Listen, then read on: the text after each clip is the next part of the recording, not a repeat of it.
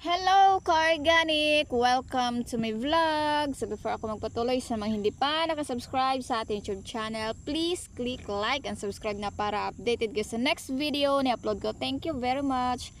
So ayan, ito yung talong natin. Ayan. Yan yung color niya. Marami na siyang bunga. Ayan.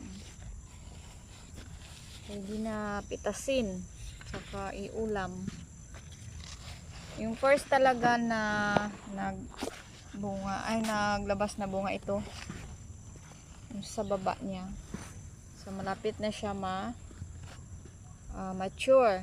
Ito yung kunin ko para seed production, para pang next generation. Naturally or organically grown eggplant. Go organic!